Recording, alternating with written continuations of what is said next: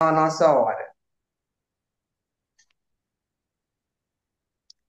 Hoje, dia 2 de abril de 2025, nós estamos aí com a nossa querida, amada, estimada irmã Graça Mello, que vai abordar um tema fascinante que é os segredos da morte. Ela vai passar-nos a senha, as chaves, para que a gente faça esse percurso de boa, sem maiores especulações ou grande sofrimento.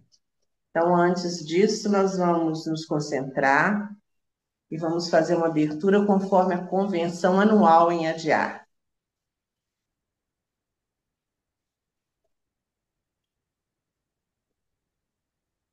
Possam aqueles que são a corporificação do amor imortal abençoar com seu auxílio e orientação esta sociedade, a teosófica, fundada para ser um canal para o seu serviço. Possam eles inspirá-la com sua sabedoria, fortalecê-la com seu poder, vitalizá-la com a sua atividade. E assim, ó Senhor, eis-me aqui diante de ti, a quem entrego-me de corpo e alma para todo o universo, paz e amor. Sirva-se de mim segundo a vossa vontade. Onde precisares de mim, que lá eu esteja com todo amor, boa vontade, gratidão, humildade e alegria. Manifeste em mim brilhantes ideias, para que eu possa bem servir maior número de pessoas na medida da minha capacidade e de acordo com os meus dons. Manifeste em mim força e poder, para que eu possa realizar estas brilhantes ideias.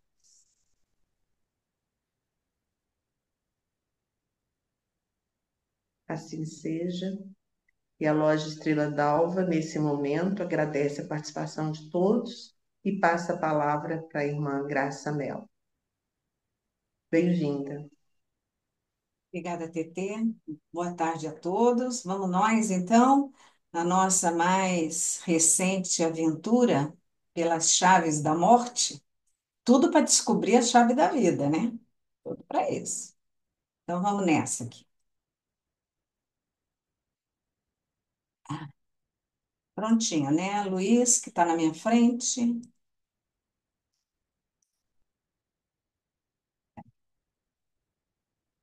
Então, hoje é dia 2 de abril, a nossa quarta apresentação, né?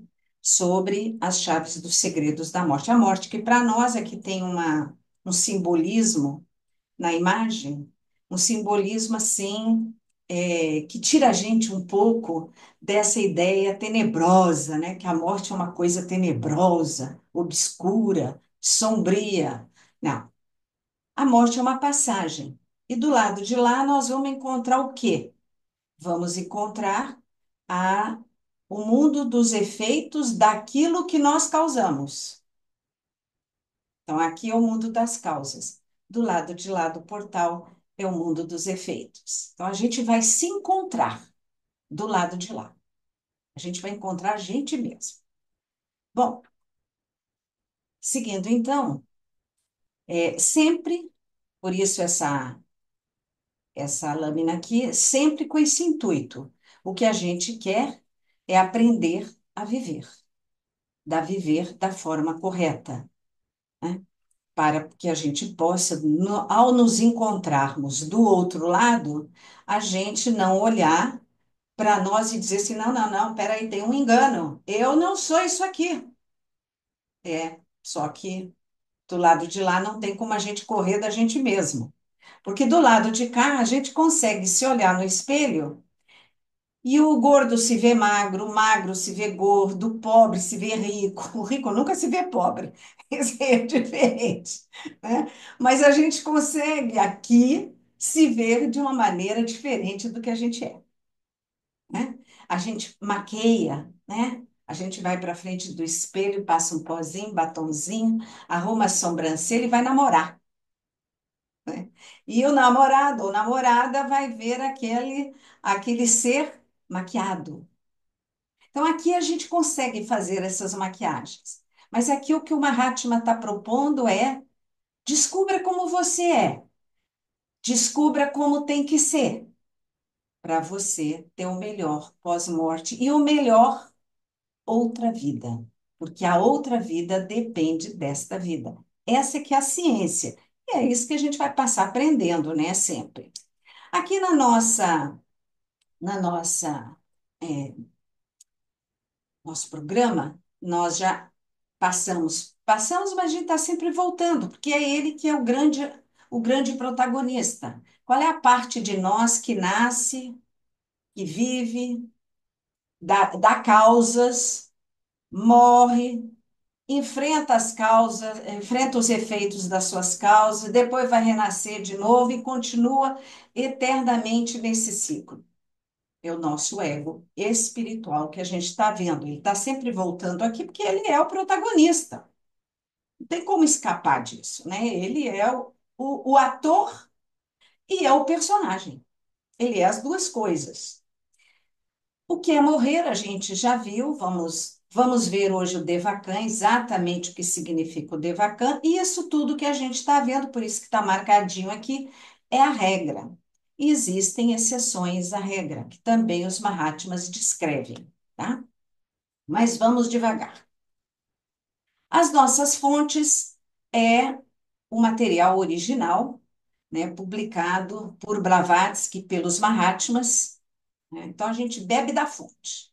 Logo, e depois disso, vários autores até tentaram explicar melhor, com o intuito de facilitar didaticamente, mas eu acredito que a fonte é muito rica, né? Muito rica e dá para a gente encarar.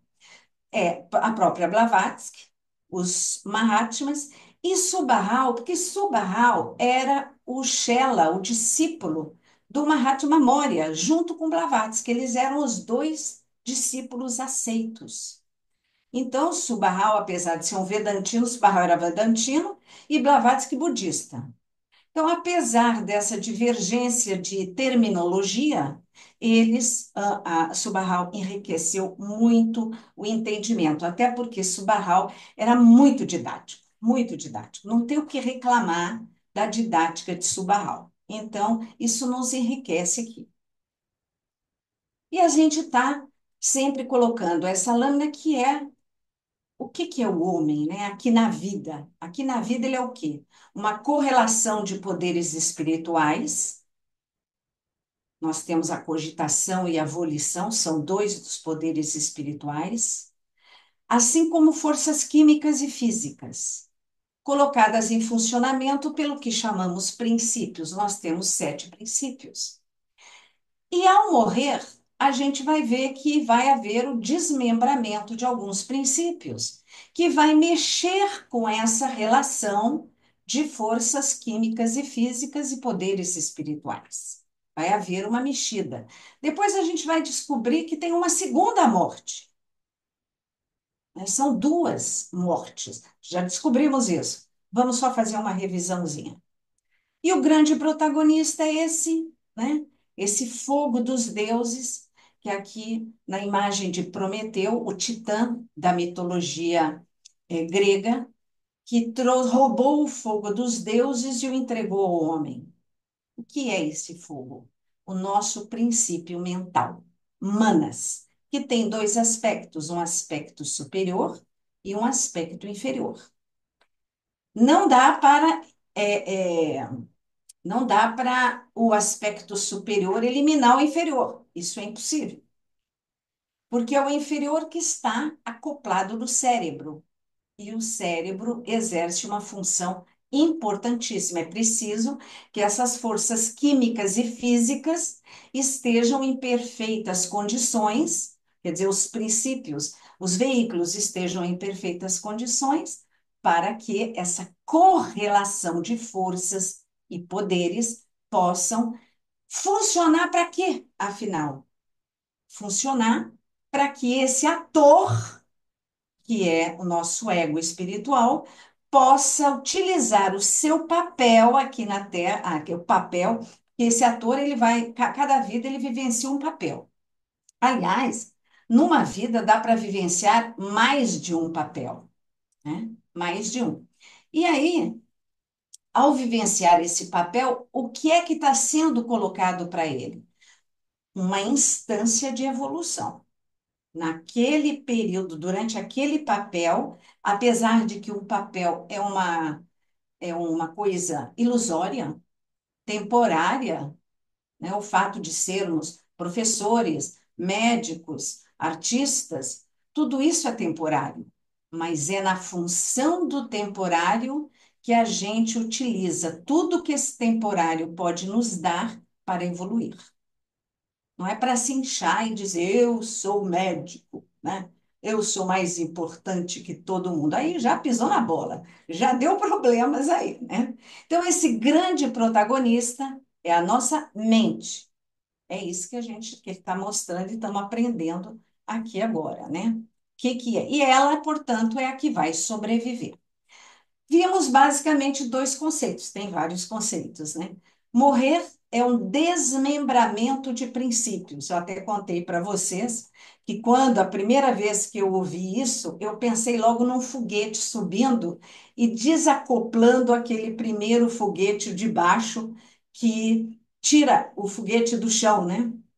Desacopla, exatamente isso. Morrer é desacoplar os princípios inferiores. E depois tem outra desacoplagem, né? No começo, morrer é dormir e esquecer. Assim como de noite a gente passou um perrengue danado durante todo o dia, por mais que a gente esteja de férias, tranquilo, de noite a gente quer descansar. O dia cansa e a gente quer descansar. Então, aqui a gente quer dormir e esquecer.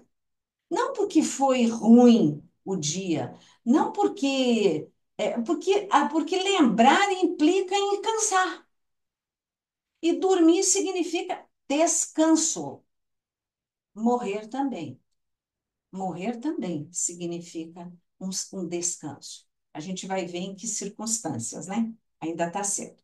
Então, o título ali é As Duas Mortes. Então, há esses 7 princípios, realmente, não foi sempre que os Mahatmas concordaram em passar para nós os 7 princípios. Quando Isis Sem Véu foi publicado, deixa eu esqueci um negócio aqui. Quando Isis Sem Véu foi publicado, não havia autorização ainda para dar os 7 princípios. Mas não tem como a gente entender perfeitamente a morte sem os 7 princípios. Não tem. É absurdo. Realmente, a grande chave que foi autorizado que a gente tivesse para compreender a morte e, portanto, a própria vida, foi a existência dos 7 princípios. Então, nós temos os 3 princípios inferiores que são necessários à vida aqui na Terra. Qual é o plano do primeiro, segundo e terceiro princípio? O plano físico. Então, é o corpo físico, o corpo astral ou o duplo etérico. Eu prefiro sempre o duplo etérico para não confundir com cama. As gerações seguintes de teosofistas mudaram os nomes, né? Começaram a chamar manas, que é a mente, de princípio mental concreto e princípio mental abstrato, coisa que, a meu ver, não faz jus à magnitude desse fogo que Prometeu, né, dentro dessa metáfora, que Prometeu trouxe aos homens. Não faz jus. A mente é tudo. É tudo. É o nosso instrumento evolutivo. Então, não é concreto, abstrato, mente, princípio mental, concreto, abstrato, é insuficiente. Insuficiente, enquanto que manas é uma palavra que nos indica a nossa genealogia, os nossos antepassados, porque aqueles que nos trouxeram, os verdadeiros titãs, que não são os da mitologia, que nos trouxeram o fogo sagrado, eles se chamavam Manasas. Então, o termo nos remete ao pai, ao DNA mental, né? Que é divino, né? Tanto que a parte superior de Manas está na nossa individualidade, grudado lá em Atma Bodhi. Então, os três primeiros, os inferiores, é o corpo físico, o corpo astral e o prana. Aí nós temos a nossa personalidade, que é formada do princípio mental, que tem duas partes, a parte inferior e a parte superior. A parte inferior vai fazer todas as vontades de Kama, o princípio câmico, que originalmente está aqui para quê? Está aqui para garantir a nossa sobrevivência na Terra. É o princípio câmico que diz: escuta, tu precisa dormir, você precisa comer, você precisa ter um teto, você precisa disso, você precisa aquilo. E Manas inferior vai correr atrás daquilo que a gente precisa. Só que no ser humano, esse princípio câmico passa além, ele é capaz de exacerbar aquilo que é normal.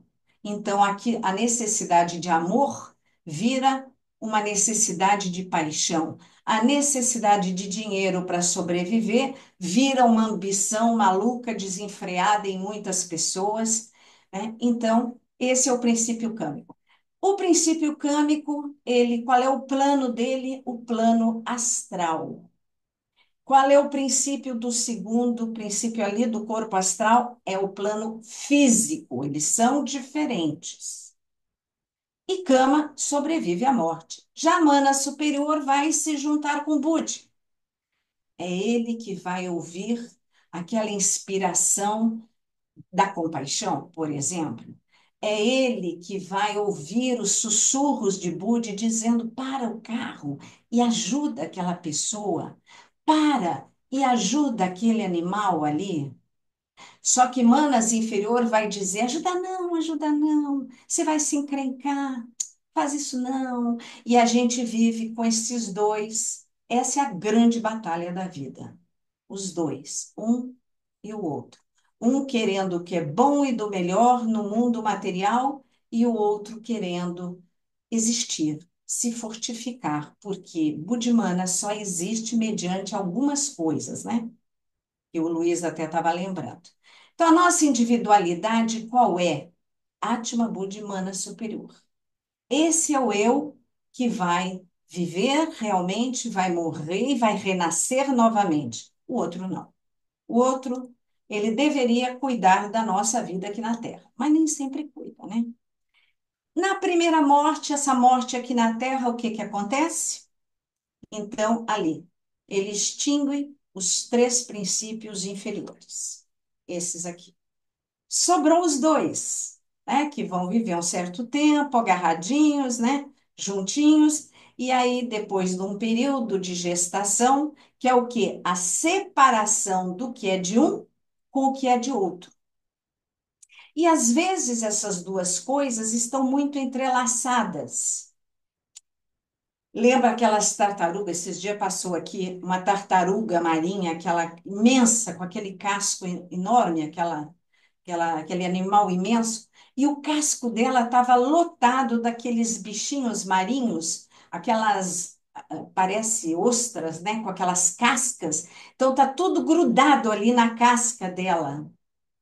Então, me lembrou também essa questão. Então, esse período de gestação é para tirar da casca, de detrás da nosso Budimanas, tudo que está impregnado por manas inferior e cama. Então, daquela limpeza. E o que é de Budimanas superior é a casca, que vai voltar para o mar dela, que é o mar espiritual. Então, depois desse período, opa, ocorre a segunda morte. Mas o que que acontece logo em seguida da primeira morte? O que que acontece? Isso é importante. Nós vimos isso, nós estamos só recapitulando. Não importa o tipo de morte, se foi natural, violenta na juventude, na velhice, se o ego era bom, mal, indiferente. Todos esses casos, a consciência da pessoa deixa tão subitamente quanto a chama deixa o pavio quando assoprada. Do mesmo jeito que a gente vai dormir de noite. Quando a gente dorme, a gente dá o quê? Um apagão. Não é um apagão? Diferente de estar com sono, quando você está com sono, mesmo quase dormindo, você ainda tem noção das coisas que acontecem. Se houver um barulho, você ouve. Mas na hora que você apaga para dormir, passa. Aqui é a mesma coisa. A chama deixa o pavio. Porque quando a vida se retira do cérebro, as faculdades perceptivas, elas são extintas, né? Extintas para sempre. E as faculdades, cogitação e volição, se extinguem por um certo tempo e a gente vai ver em que certos momentos retorna. Qual é o momento que retorna? Aí, depois daquele momento de gestação, separa a individualidade da personalidade. Pronto. E o que vai acontecer? Né? A nossa individualidade, opa, deu de novo aqui, né? Vai entrar para o Devakan, né? Aqui usando o outro desenho que vocês vão ver com muita frequência, né? Então, ali, Atma Buddhi Mana superior, Manas inferior ali, grudado e cama. Então, o que é morrer, elimina as três primeiros. Sobrou Manas inferior e cama. E sobrou a nossa tríade. Depois do período de gestação, né? Então, ali está. Nós fizemos aquela brincadeira de botar um anjinho representando o Atma Buddha Mana superior, né? Porque ele, para poder o quê? Para poder distinguir do andarilho, do mochileiro, que é Kama Manas. Ele realmente tem uma forma, porque Kama é um corpo com forma, é Rupa, né? Ele é algo que tem forma.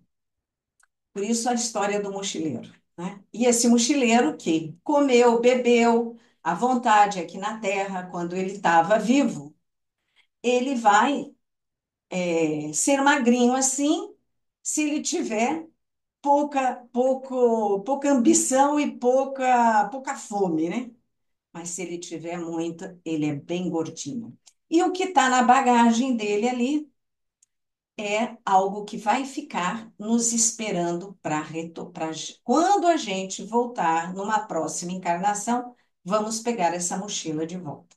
Lembro daquela metáfora de Blavatsky, que o pai é responsável pelas bobagens que o filho, que a criança faz. A criança é manas inferior e cama, né? Se ela não tiver educada, se ela quebrar a janela de alguém, o pai, Atma Buddhimana superior, vai ter que pagar essa vidraça. Então, é bom que ele se dedique a educar essa criança, em vida ainda em vida, porque depois não dá para educar. Depois que vê que acabou aqui a vida, não dá para educar mais. Aí vai ter que pagar por aquela mochila. Aquela mochila vai nos esperar a gente chegar na próxima vida.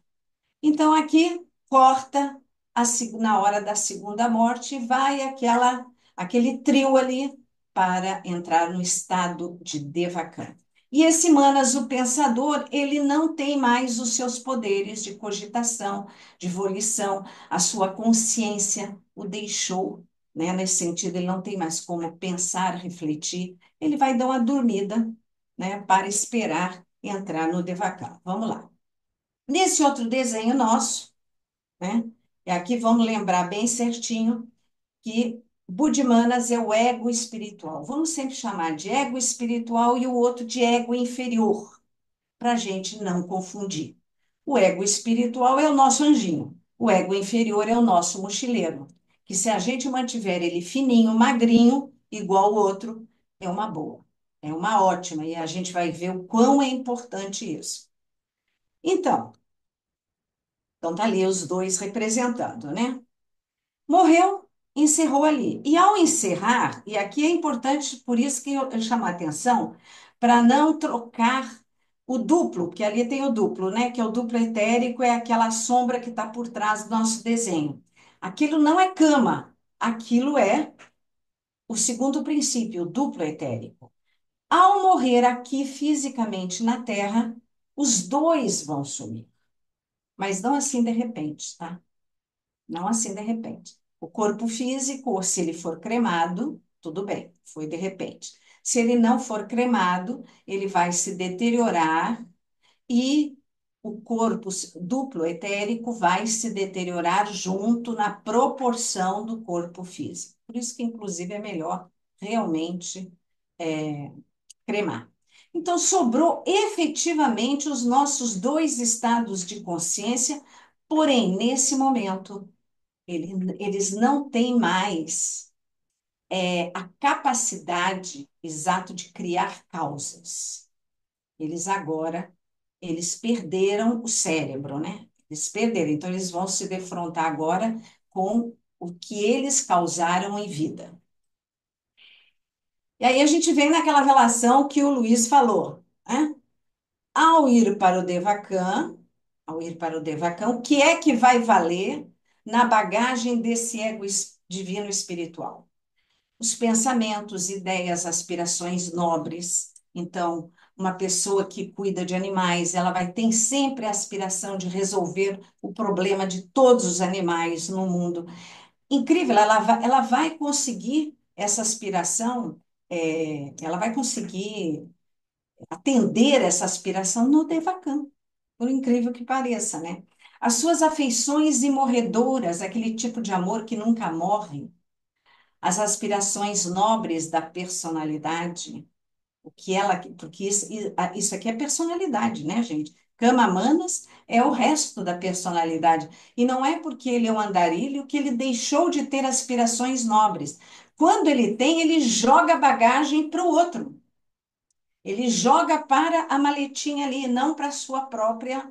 Ou seja, a maletinha vai receber todo o bom karma e a mochila vai receber o mau karma e algumas outras coisas que a gente vai falar depois. Algumas outras coisas.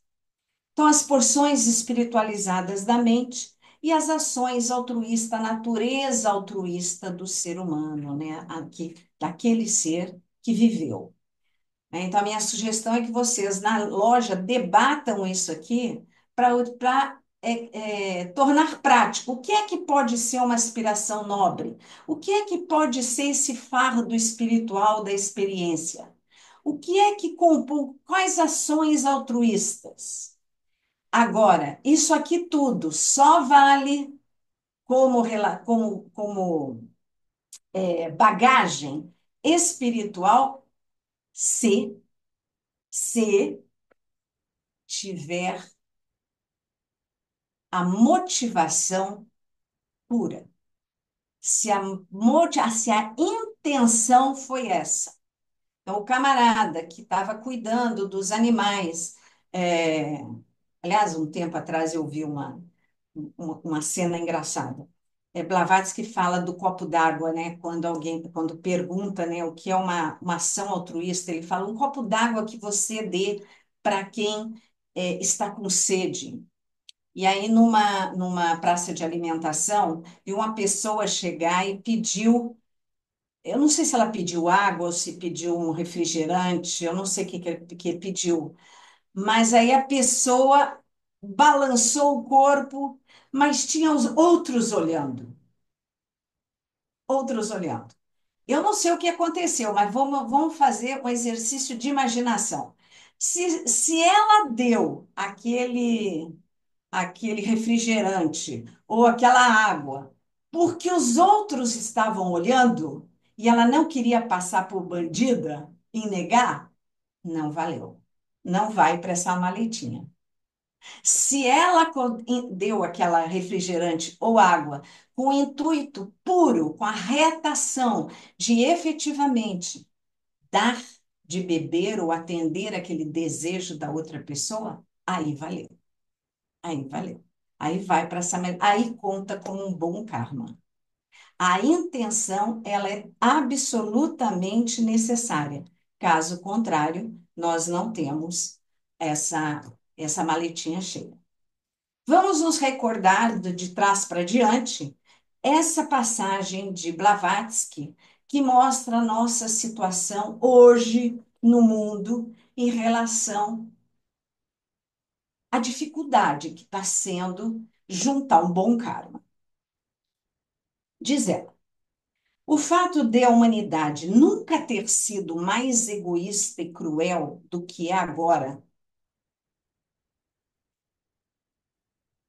com nações civilizadas tendo transformado o egoísmo em uma característica ética e o vício em uma arte, é uma prova adicional da natureza excepcional do fenômeno. Qual é o fenômeno, né? Em verdade, diz Blavatsky, o vício e a maldade são uma manifestação anormal e antinatural neste período de evolução humana. Apenas quando o egoísmo da personalidade infectou, e tudo isso porque o egoísmo da personalidade infectou tão fortemente o verdadeiro homem interior com seu vírus letal, que a atração ascendente perdeu todo o seu poder sobre o homem pensante e racional. Por quê? Porque nós estamos num período ascendente. E esse período ascendente, ele tem uma força, ele tem uma atração. Só que essa atração está perdendo o poder em função do vício, da maldade, do egoísmo, da crueldade, o egoísmo transformado em uma característica ética e o vício em uma arte. A gente já está acostumado a ver filmes americanos, né, em que o cara chega do trabalho. Todo mundo tem bar na sua casa. Vocês já repararam nisso? Que o filme todo mundo tem bar e todo mundo chega de tarde cansado, vai para o bar servir uma dose de uísque. Agora já está menos, né? Porque os outros países não têm tanto. É o vício transformado em uma arte.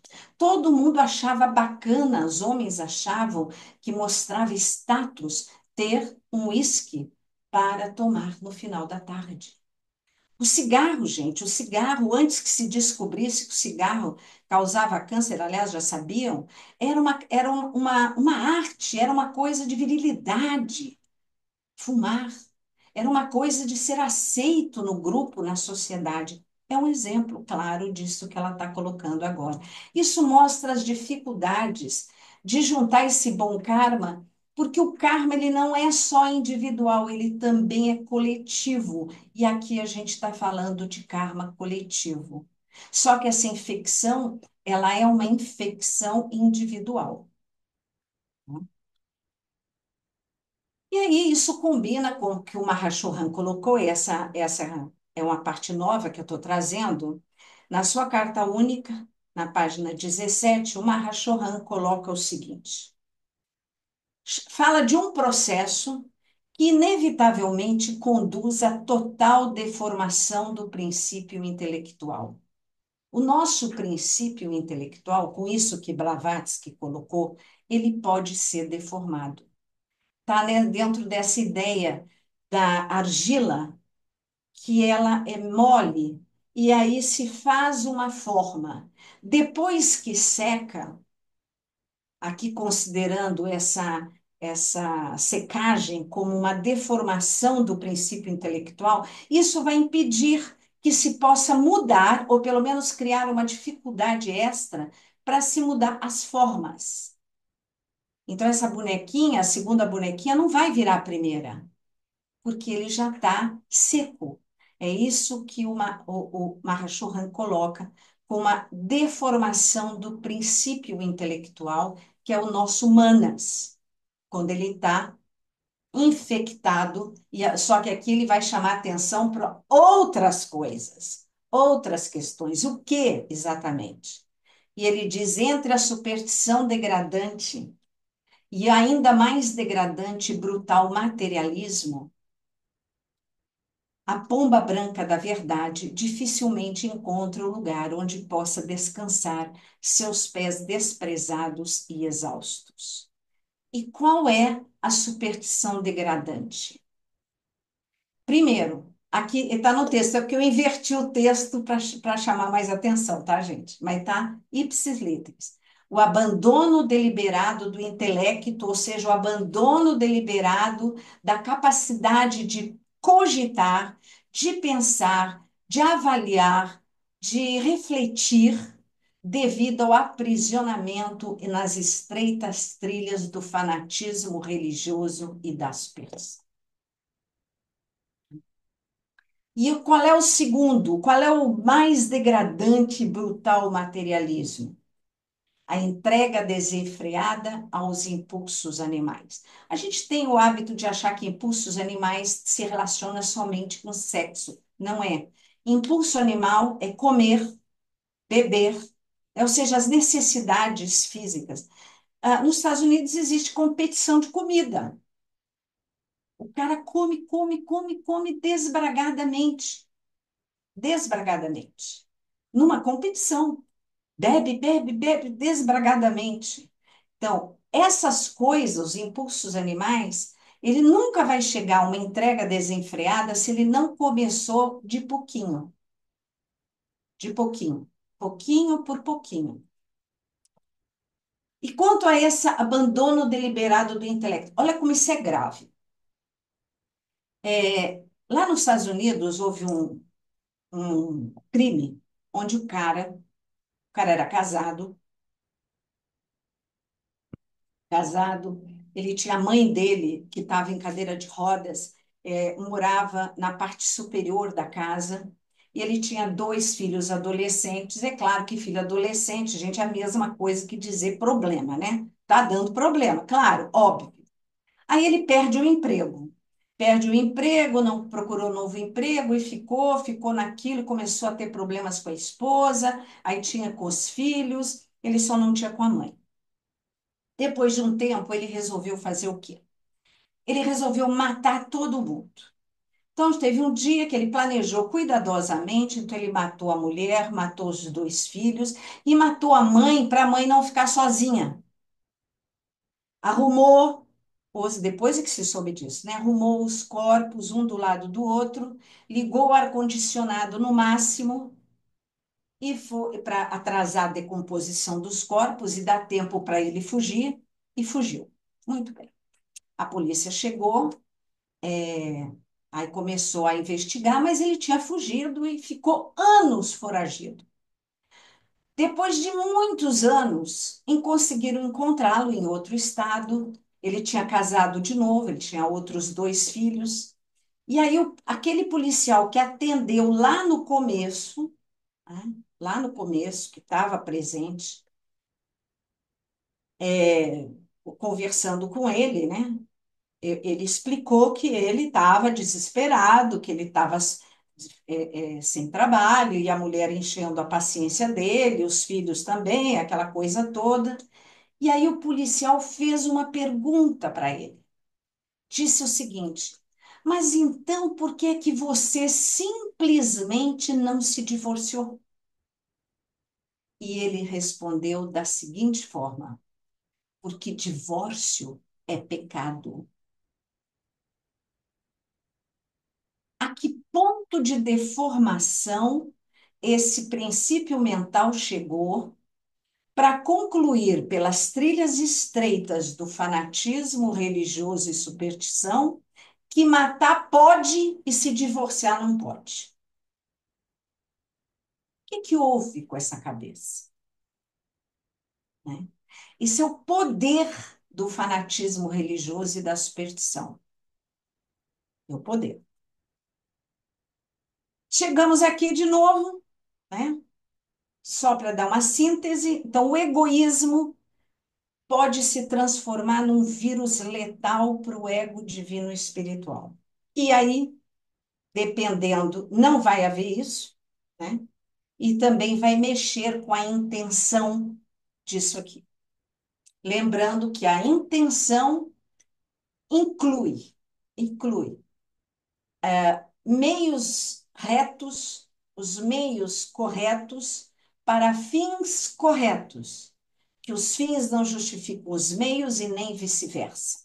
Moralmente, não é aceito dentro dessa natureza espiritual de Budimanas. Não é possível. É Atma Budi, né? Aliás, é Atma Budi. É aqui entrando numa coisa que também a gente faz, falando a mais, né? que os habitantes do Cama Louca, quando morremos, vamos para o Cama Louca, por quê? Porque louca, eles, Mahatma explica, não são céus, mas localidades ou moradias.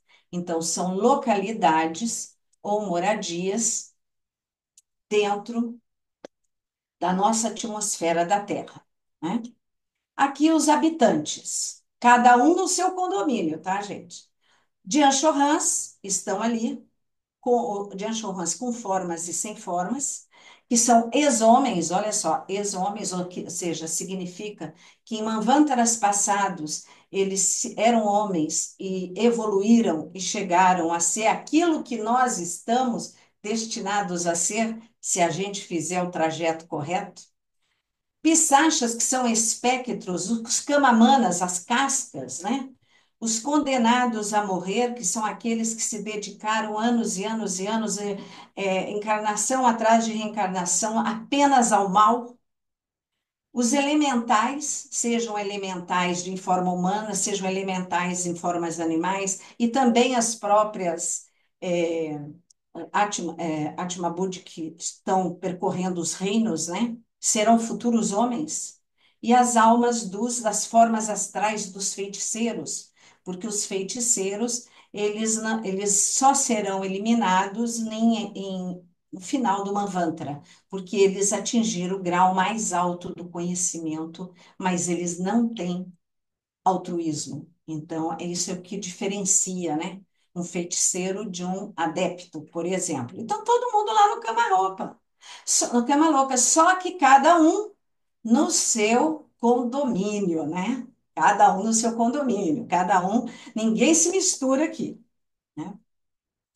Relembrando também, para a gente pegar a história do Devakan, entre a morte e o renascimento, quais as três etapas? Primeira etapa, o cama louca, então, que a gente viu agora. Libertou da forma mortal que está prendendo na terra, pá, saiu fora. Segundo, a gestação é a hora de limpar as costas, o casco da tartaruga, né? Tirar aquilo que está, os miasmas, né, do ego inferior. E o terceiro é o Devakan. E alguém perguntou: qual a semelhança do Devakan com o céu dos cristãos? O Mahatma responde isso. E o tempo? Qual é o tempo de cada um? No Cama Louca, desde alguns minutos até vários anos, e a gente vai explicar mais tarde vários anos por quê. De gestação é o tempo proporcional à força desse ego espiritual, tá? E no Devakan, na proporção do bom karma. Aqui é muito importante a gente entender, porque como nós todos temos uma cultura judaico-cristã, nós vamos fatalmente cair nas armadilhas dessa cultura.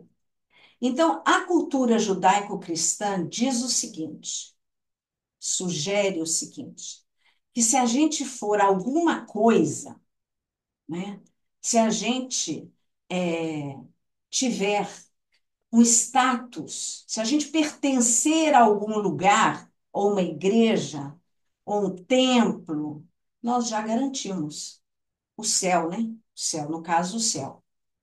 Aqui não diz isso. Aqui depende do bom karma. É o que está dentro da maletinha.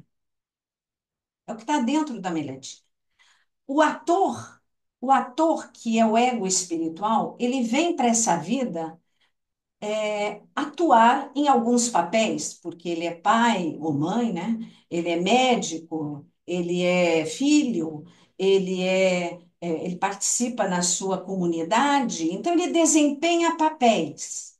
É no desempenhar desses papéis que ele vai adquirir bom karma ou mau karma, ou um ou outro.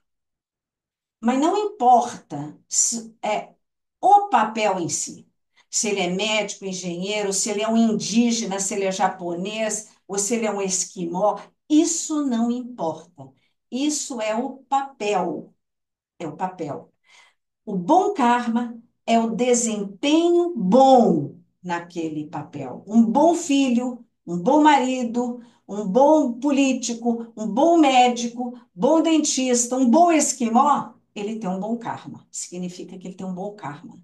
Um mau médico, ele tem um mau karma.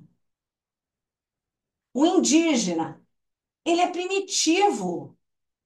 Como é que ele pode se comparar com uma pessoa da quinta raça raiz, né? Eu acho que ele pode se comparar sim, porque Blavatsky está falando ali da quinta raça raiz, cheio de vícios, né? De problemas, o vício transformado em arte e a maldade em situações éticas. Então, eu acho que talvez os indígenas estejam melhores do que a gente. Não importa. Importa que um indígena pode ser um bom pai, um bom marido e ter feito durante a sua vida coisas boas. Aquela listinha da maletinha independe do que alguém foi na vida, em termos de papel. Aquilo ali é o conteúdo da maletinha, o resultado do seu desempenho. Só que esse bom karma, que está ali a maletinha, o bom karma, lá no Devakan, ele funciona como aquela gota que cai na água e cria ressonância, né? Então, o bom karma, ele vai ter ressonância em termos de intensidade e em termos de tempo. São as duas coisas. E aí nós vamos entrar no que é o Devakan, né? Então vamos lá. Essa é uma descrição que está na carta 68. Essa carta é exclusivamente sobre a morte. Sugiro que vocês estudem. O Devakan, ou terra de Sukhavati, é descrito alegoricamente pelo próprio Nosso Senhor Buda.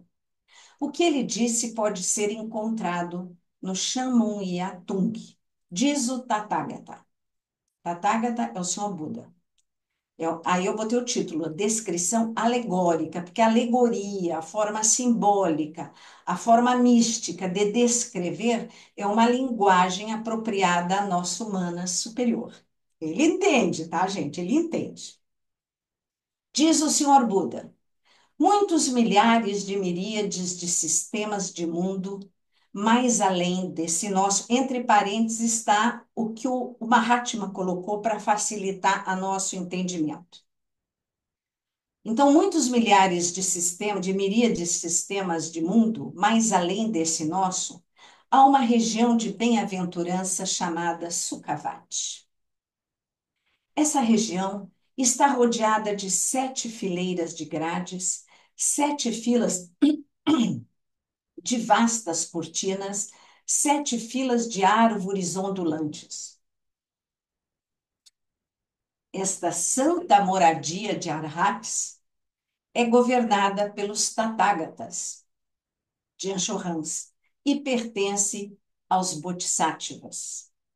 Pertencem àqueles cuja essência se tornou inteligência. Ela tem 7 preciosos lagos, no meio dos quais fluem águas cristalinas que têm 7 e uma propriedades, ou qualidades que a distinguem. Os 7 princípios que emanam do Um, diz o Mahatma. Esses 7 aqui significa que o Devakan, ele tem 7 níveis. Tá? Pessoas mais comuns, né, vão apenas para um dos níveis. Um Devakan de uma pessoa muito espiritualizada tem um nível maior, mais superior do que o nível de uma pessoa pouco espiritualizada. Mas continuando. Esse, ó Sariputra, é o Devakan. Continua.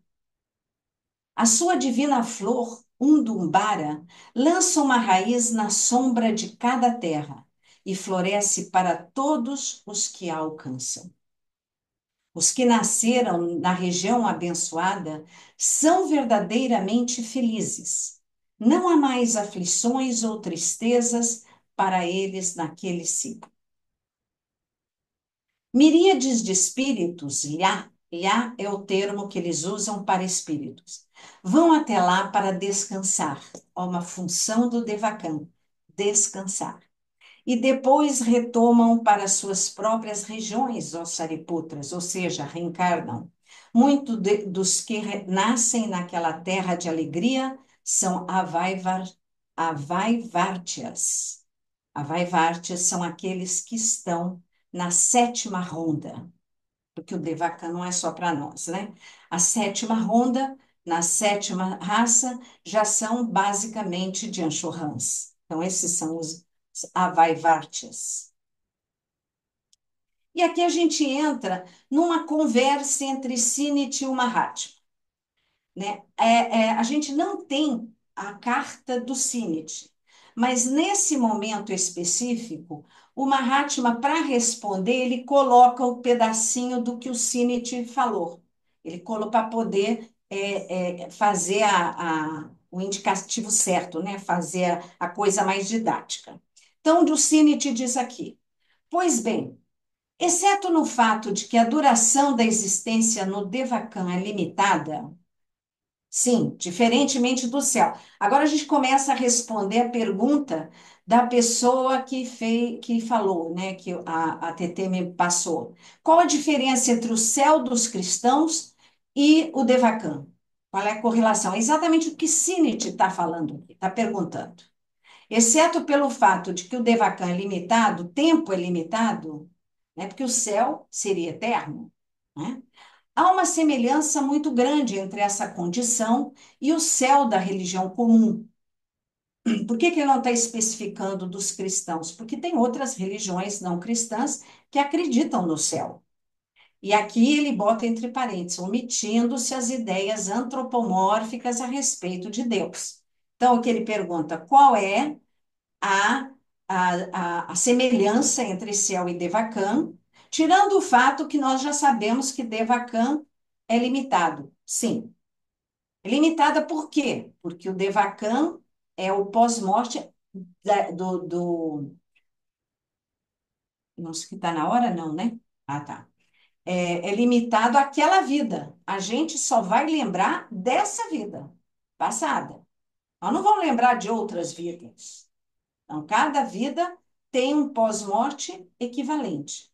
Aí o Mahatma responde: certamente o novo ego espiritual, depois de renascer, retém durante certo tempo, proporcional à sua vida terrestre, uma completa lembrança de sua vida na Terra. Aí ele fala para ver a sua pergunta anterior, mas vamos pular essa parte que não interessa. Mas ele nunca pode retornar à Terra do Devakan. E este último tampouco tem, mesmo omitindo todas as ideias antropomórficas de Deus, qualquer semelhança com o paraíso ou céu de qualquer religião. E foi a imaginação literária de HPB, de Blavatsky, que sugeriu a ela a maravilhosa comparação. Ele está sendo aqui irônico, né? Porque Blavatsky estava enfrentando quem? Blavatsky, a metade dos teosofistas eram cristãos e a outra metade era cristãos e espíritas. E ela tinha que ficar respondendo e fazendo, né, essa comparação. E aí ela caiu na bobagem de dizer, né, o céu, tá? Você pode chamar de céu, mas vamos tentar distinguir o que é um, as ideias, os conceitos de um e o conceito de outro, né? Então, ele está começando a fazer essa distinção. Então, aqui já tem uma informação importante para os espíritas. O ego espiritual, depois que entra no Devakan, ele não aparece mais na Terra. Não adianta nenhum tipo de médium tentar encontrar aquela parte essencial do ser humano. O que é que sobrou que a gente já viu? Kama Manas, o eu inferior. Ele está zanzando por aí, né? A gente sabe que ele está zanzando. E o Devacano, ele é um tempo proporcional à vida na Terra. Então, uma pessoa que viveu 90 anos, e que ela teve mais chance de acumular o conteúdo da maletinha do que alguém que viveu 30 anos. Né? Lá a gente sabe. Então, há uma proporcionalidade, não apenas de tempo, aqui no caso nosso é tempo, mas pode ser que aquela pessoa de 30 anos tenha feito mais intensamente do que aquele que viveu 90 anos. Pode ser também. Mas aqui ele está falando do tempo. De qualquer forma, o Devakan vai nos remeter a tudo que a gente viveu, amou nesta vida, nesta agora, na última vida. Para cada vida existe um pós-morte. Mas o Mahatma continua, né? Vamos dizer o que que o Cine te conversa aqui. Bem, a questão importante é quem vai para o céu, ele não deixa, ele não se entrega, né? Quem vai para o céu? Ou o Devakan. Ele já respondeu que não é a mesma coisa. Essa condição, e aqui ele faz uma pergunta importante. Olha só, essa condição só é atingida pelos poucos que são muito bons ou pelos muitos que não são muito ruins? Depois do lapso, no caso desses que não são muito ruins, de uma incubação ou gestação inconsciente mais longa. Ele está considerando aqui a possibilidade de que o cama louca seja uma espécie de purgatório, tá? Só que purgatório tá dentro desse conceito que ele está colocando aqui.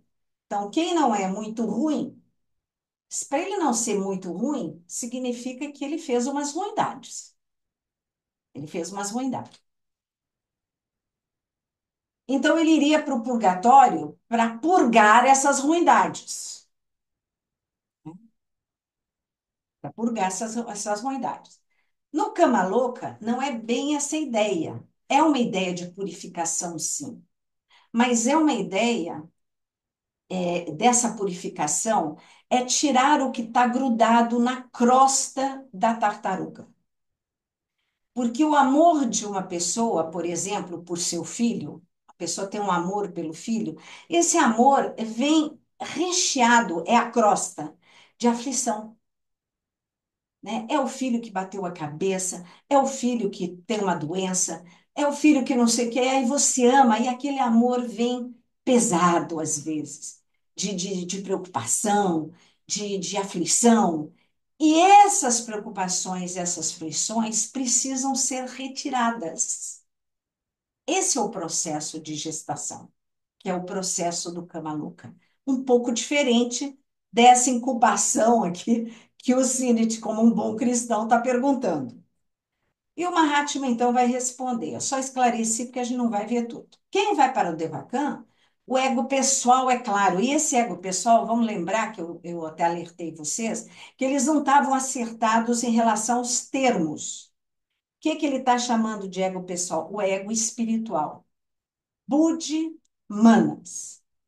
Então, Budi Manas é ele. Claro, o Atma está junto, né? Porque Atma não tá preso ali em Budi. É ali. Esse vai para o Devachan. Mas beatificado, purificado, sagrado. Então, quando essa mãe chegar ao Devachan, ela não vai ter mais a preocupação com a doença do filho. Então, porque bateu com a cabeça e está lá no hospital, é porque bateu com a cabeça por causa da bicicleta. Ela não tem mais isso, porque essa crosta da tartaruga foi tirada. É isso que é tirado. Então, beatificado, purificado, sagrado. O mero fato de haver renascido, renascido aonde? No Devachan. No Devakan, isso que ela está chamando de renascimento, mostra a preponderância do bem sobre o mal em sua personalidade anterior. Aí o mal fica na mochila, gente. É simples assim. O mal não é extirpado, ele fica na mochila para receber, para vir na próxima vida. Fácil, fácil, tá? Ui, prendeu aqui de novo, né? Vamos lembrar aqui, se vencer a superior, que é o ego pessoal, O sexto, tendo atraído, sexto princípio, Budi, tendo atraído para si a quinta essência do bem, do quinto princípio de Manas, Mana superior, as suas afeições mais nobres, as suas aspirações puras, embora terrestres, as porções mais espiritualizadas de sua mente, segue seu divino irmão mais velho, sete, até o estado da gestação, para poder separar, né? E esse aqui entrar em Devachan. Tá? Continua o Mahatma. E enquanto o mau karma fica na mochila, ele respondeu bem assim, na mochila, fica de lado por algum tempo para segui-lo em sua futura encarnação terrestre, ele traz consigo para este Devachan o karma de suas boas ações, de seus boas palavras, de seus bons pensamentos. É isso que está na maletinha. Mal é um termo relativo para nós, lembrem, por causa da intenção. Às vezes a pessoa comete alguma coisa ruim, mas a intenção dela não foi essa. Então, esse mal pode não estar na mochila. E a lei da retribuição é a única lei que nunca falha, que é a lei do karma. Portanto, todos aqueles que não caíram no lodo do pecado e da bestialidade recuperáveis vão para o Devachan. Porque o lodo do pecado e da bestialidade, quando ele chega no termo irrecuperável, a coisa é bem complicada. Eles terão de pagar por seus pecados, voluntários e involuntários, mais tarde, mais tarde. Enquanto isso, eles são recompensados e recebem os efeitos das causas produzidas por eles. Opa! Uma vez alguém me perguntou assim: olha assim, por exemplo, o caso da seguinte pessoa. Ela gosta muito de dinheiro, mas ela faz caridade, ela faz de coração. Então, olha só, gostar muito de dinheiro é produto da mochila. Fazer caridade com o intuito de ajudar é bom karma, vai para o Devachan. Então, são duas coisas. Na verdade, o grande lance, o grande pulo do gato desse ensinamento é que as duas coisas terão o bom karma e o mau karma, eles têm o seu momento para receber a retribuição. Né? O Devachan é a retribuição do bom karma e a mochila que volta para o camarada na próxima vida, quando não pega ele aqui mesmo, né? É, espera, com calma. O karma não tem pressa. Continua o Mahatma. Naturalmente, se trata de um estado. O estado de Devachan é um estado de consciência, digamos assim. E ele diz de intenso egoísmo. Oh, e agora, gente? Intenso egoísmo. Durante o qual o ego colhe a recompensa de seu altruísmo na Terra. Ele vai descansar, revivendo aquilo que ele fez de bom. Por isso é um intenso egoísmo. E por causa disso, ele, os Mahatmas e vários outros, eles renunciam ao Devachan. Tá? É uma das renúncias. A gente vai ver isso mais tarde. Ele está completamente envolvido na bênção de todas as suas afeições, preferências e pensamentos pessoais terrestres, e colhe o fruto das suas ações meritórias. Nenhuma dor, nenhuma aflição e nem mesmo a sombra de uma tristeza surge para escurecer o horizonte iluminado da sua pura felicidade. Essa é uma característica do Devachan. Tá? É a reviver a vida terrestre no que a pessoa amou, no que a pessoa deu vazão ao amor, mas nenhuma dor, nenhuma aflição, nenhuma sombra de tristeza, é pura felicidade. Porque é um estado de perpétua maia. vai passar, é ilusório. Quando acabar, esse ego vai reencarnar. Então, acabou. Não, não é permanente. Por que Maia? Porque passa, porque acaba, né? É ilusório porque acaba. Já que a percepção consciente da personalidade do indivíduo na Terra é apenas um sonho passageiro, essa percepção também será a de um sonho no Devakan, só que 100 vezes mais intenso. Então, esse é o caso do Devakan. Esse sonho é uma vida de pura felicidade, onde o devacanista vai reviver aquilo que ele fez de bom, mas 100 vezes mais intenso. Ele tem intensidade e tem tempo. Ele estica nos dois lados, em intensidade e em tempo. Continua uma rádio. Isso é tão verdade que o ego. Eu vou parar daqui a 4 minutinhos, tá, gente? Isso é tão verdade, de fato, que o ego feliz é incapaz de ver através. Aqui vem uma coisa fundamental para os espíritas. Que tem uma coisa fundamental, tá? É um argumento fundamental para os espíritas. E nós vamos.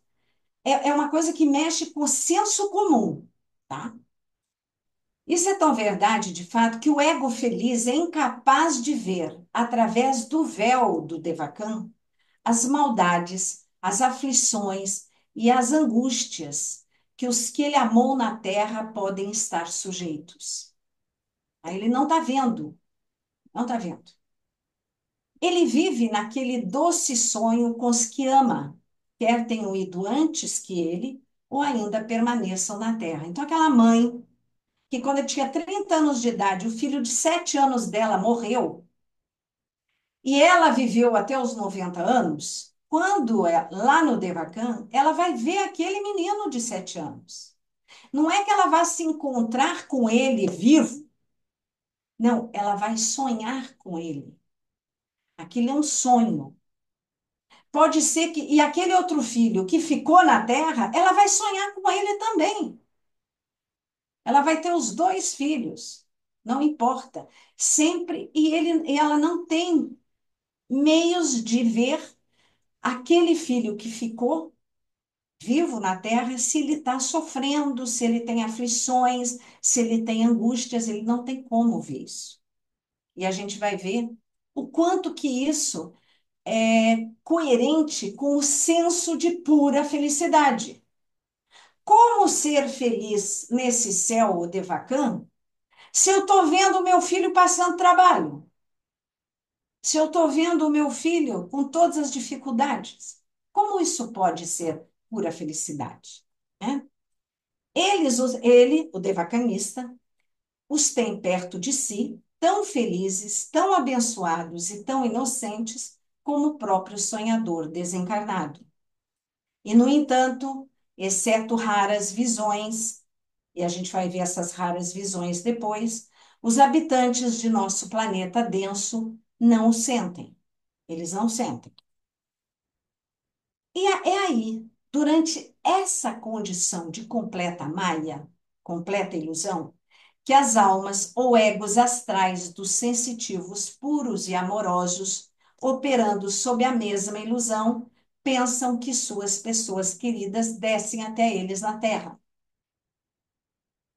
quando são os seus próprios espíritos que se elevam até os outros no Devachan. O que ele está dizendo aqui, gente? Que alguns médiums ou pessoas sensitivas, por serem muito puros e amorosos, eles conseguem se elevar e enxergar, vamos dizer assim, pelo buraco da fechadura, o Devachan de alguém. Mas ele, sem esse conhecimento, sem saber disso, ele acha que a pessoa veio até ele e mostrou a ele a sua condição de felicidade. Ele não consegue separar uma coisa com a outra.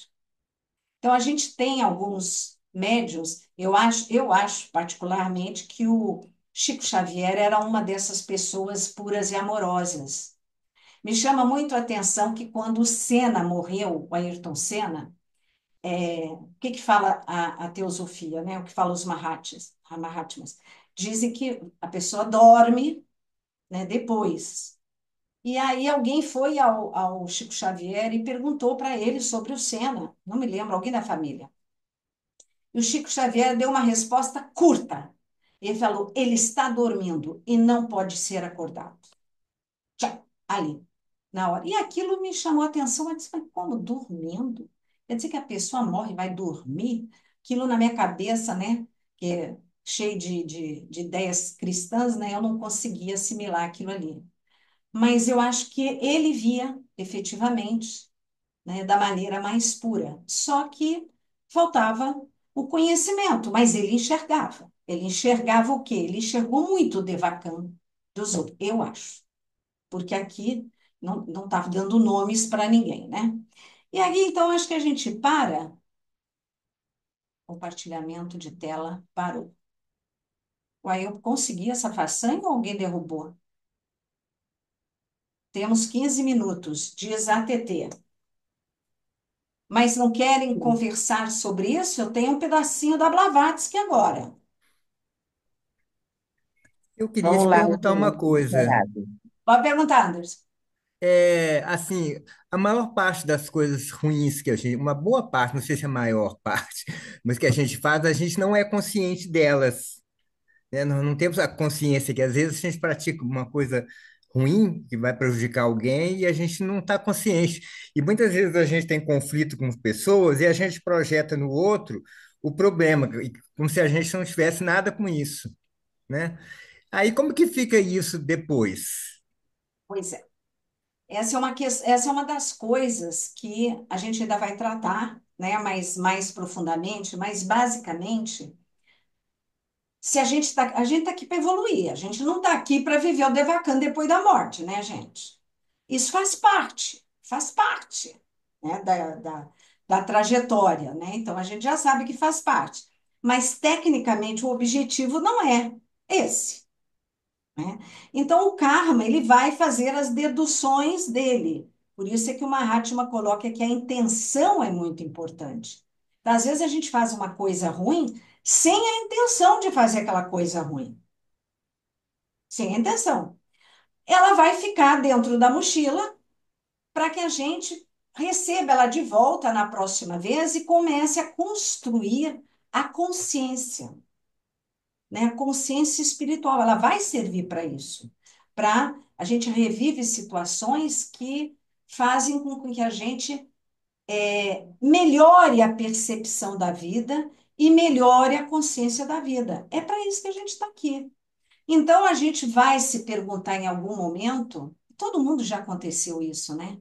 De pisar nessa jaca aí, de fazer uma coisa ruim para alguém, e anos depois, às vezes, a gente para e diz assim: meu Deus, aquilo que eu fiz com fulano, mas como é que eu fui fazer aquilo? Para que que eu fui dizer aquilo? Para que que eu fui fazer aquilo? A gente se dá conta, né? A gente se dá conta. Então, isso pode acontecer durante a vida, mas pode acontecer na próxima. Na próxima. O que é isso? É o karma trazendo de volta para a gente olhar e refletir, questionar e melhorar. Entendeu? Então, é um jogo. A gente ainda tem outras coisas dentro dessa mochila que é importante para a gente avaliar, né? Mas tecnicamente é isso, Anderson. Ele fica na mochila. Uhum. Um dia chega para Mesmo que nós, você não tenha consciência de mas que um você dia fez uma ação. traz para nós uma situação, por exemplo, Porque a é, nossa visão, às vezes, é deturpada pelo egoísmo, né? Então, a gente isso, sempre acha que o outro está errado e a gente está isso, certo. pronto, é isso aí, exatamente. A gente tem uma visão deturpada, ou pelo menos tem um véu ali, né? A gente não enxerga com É, clareza. E todos somos egoístas, mais ou menos, mas temos um lado egoísta. E esse lado egoísta não nos deixa ver com clareza. isso. Em algum momento, a gente vai se deparar com uma situação que vai nos obrigar a refletir sobre aquilo. É. Pode ser nessa vida, pode ser na próxima. pode ser em outras. Essa é uma tarefa do karma, realmente é uma tarefa do karma, que é nos trazer uma situação para a gente refletir. Eu, por exemplo, meu pai teve um período em que ele bebia muito álcool, bebia demais. E aí ele tinha aquele comportamento, né, típico, né? Ele pendia um pouco mais por uma certa violência. Ele não chegava a ser violento, mas ele era agressivo, agressivo, essa é a palavra. E eu me lembro que uma vez eu estava deitada na cama, eu tinha uns 12 anos, 12, 13 anos. Eu estava deitada na cama e eu pensei assim, mas eu devo ter feito alguma coisa para alguém. Eu devo ter feito. Não é possível esse tipo de coisa, esse tipo de sofrimento que eu queria dizer, né? De graça. Não é possível isso. Não pode ser de graça. Nenhum Deus, na época, para mim era Deus, né? Nenhum Deus, não cabe na cabeça que um Deus vá trazer para uma criança, e eu pensando isso na minha cabeça, tá? Na cama, na cama. Não é possível que nenhum Deus traga esse tipo de sofrimento à toa, só para se divertir. Esse é um pensamento que pode levar alguém ao ateísmo. Olha com que facilidade se pode cair no ateísmo, né? Mas ali, na hora, eu joguei as minhas âncoras em cima de uma reflexão que nem eu estava entendendo, porque eu não tinha ideia de reencarnação nem de karma. Mas aquilo entrou. O que que eu fiz? Eu devo ter feito. E o que que eu vou fazer então agora? Se eu fiz isso, o que eu vou fazer? O que que eu posso fazer? Me ocorreu que a única coisa que eu podia fazer era pedir perdão. Então eu, ali, deitada, eu disse assim: se eu prejudiquei alguém, que os espíritos desse alguém receba o meu pedido de perdão. E que Deus receba o meu pedido de perdão, porque eu não sei o que eu fiz. Mas eu podia ter feito em outra vida. Recebi cedo demais. Mas, e que ali podia ir para um lado e podia ir para o outro, né? Podia ir para qualquer lado. Então a vida vai trazer. Pode ser que aquilo não fosse um efeito kármico para mim? Pode. E a gente vai ver isso também. Mas aí a gente entra naquela história, né? O que não mata, fortalece, né? Mas aí falta realmente que uma mãe e um pai segure essa onda aí, porque com 12 anos é muito novo, né? Para uma criança se fortalecer. Isso é a origem das depressões, né? É a origem desse afundamento psicológico, né? Que a gente vê, né? Que é o mundo dos adultos criando problemas cedo demais para as crianças. Mas eu entendo para mim como uma coisa que despertou. Para mim foi um despertar. E eu passei anos sem aceitar a reencarnação. Eu tinha mais de 30 anos quando eu aceitei o karma e a reencarnação. No entanto, eu pedia perdão com frequência pelas coisas que eu tinha feito que eu não sabia o que era. Mas que eu tinha feito, eu tinha feito. Por quê? Porque na minha cabeça, da onde que eu peguei? A divindade não pode se divertir com os homens. Se ele vai passar um sofrimento à toa, ele está se divertindo. Então, não é isso. Não pode ser isso, Ô, Graça, né? deixa eu compartilhar uma experiência que eu tive quando eu era criança. Eu devia ter uns 5, 6 anos. Eu morava numa cidade interior do estado de Minas, chamada Muriaé. Meu pai servia lá. E a minha vizinha era vítima de um esposo que era alcoólatra. Só que crises dele, a agressividade chegava a um ponto que transformava-se em violência, e ele batia nela, batia, quebrava tudo. E eu, muitas vezes, tinha o ímpeto de salvá-la. Olha que coisa interessante. Eu saía da minha casa, ia até a casa dele. Eu saía da minha casa com um banquinho, subia num banquinho, olhava da janela o que que ele estava fazendo com ela e ficava assim: para de bater nela, para de bater nela. E como ele não parava, eu chamava, eu me recorria aos vizinhos. E aí os vizinhos conseguiam, de alguma forma, acesso e ele, constrangido, acabava parando de bater nela. Isso foi muito tempo, deve ter durado aí uns 2 anos. Conclusão. Passaram-se o tempo, eu não sabia até que ponto isso reverberaria na minha vida. E hoje eu entendo perfeitamente. Eu não posso com cheiro de álcool, e ele fumava muito também, ele fumava e bebia. Nunca bebi, não sei o gosto de cerveja, nunca bebi uísque, não sei o gosto de álcool, e nunca fumei e detesto cigarro. E hoje, na minha vida, pela forma com que eu vivo, buscando uma purificação do meu corpo, eu fico pensando já que quanto isso reverberou. Era uma criança, eu tinha 5 anos. E hoje eu não posso e nem sentir o cheiro de álcool. Em hipótese nenhuma, de forma alguma. Eu tenho uma memória que é um gatilho que me leva naquelas situações e que pautou para a minha vida e a vida dos meus filhos. Meus filhos nunca beberam cerveja, nunca tomaram álcool, nunca fumaram, que é uma consequência de algo que ocorreu comigo na minha infância, dado o trauma que eu vivi. E aí eu reportava aquelas cenas aos meus pais, que muitas vezes não sabiam. Minha mãe era professora, trabalhava, meu pai trabalhava o dia inteiro. Eu contava para ele, o papai e a mamãe ficavam assim: você não pode interferir nisso, senão você vai levar também. E eu fazia escondido. Eles não sabiam que eu pegava um banquinho todas as vezes que ele batia nela para tentar salvá-la, porque ela gritava, eu falava: você vai matá-la. Interessante, não é? Isso aí tem uma pontinha aí do que já me aguardaria esse karma, né? É um indicativo, né? É um Sim, é um indicativo. indicativo. Chega cedo, às vezes, né, na pessoa. Sim. Mas ela está trazendo, o seu ego espiritual já viveu muitas vezes.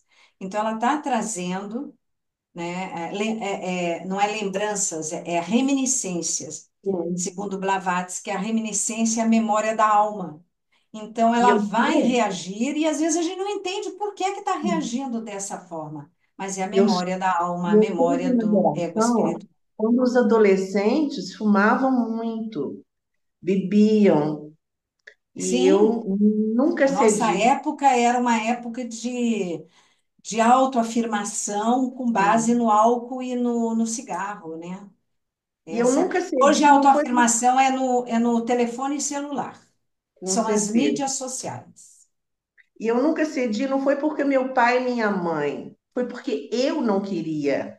Eu senti que aquilo era ruim para minha vida. E foi uma experiência que eu aprendi sozinha, não é?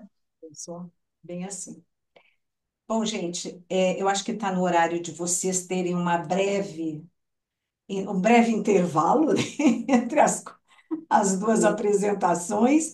Então, eu passo a palavra para a TT e na próxima vez a gente já entra direto no Devacan, tá, gente?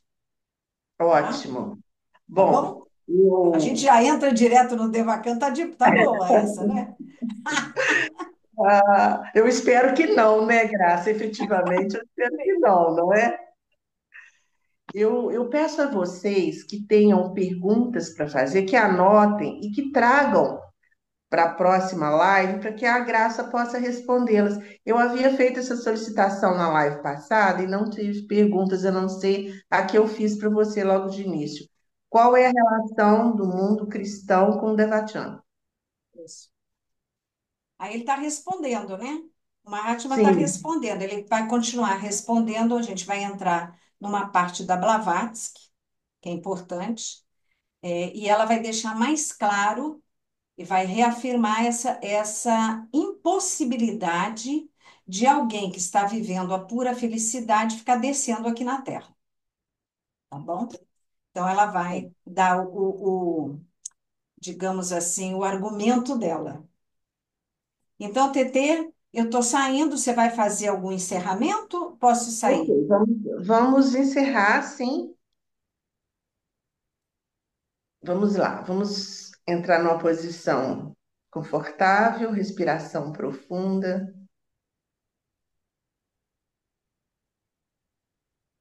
Ó vida oculta que vibras em cada átomo, ó luz oculta que brilhas em cada criatura, ó amor oculto que tudo abranges na unidade. Saiba todo aquele que se sente uno contigo, que ele é por isso mesmo uno com todos os outros.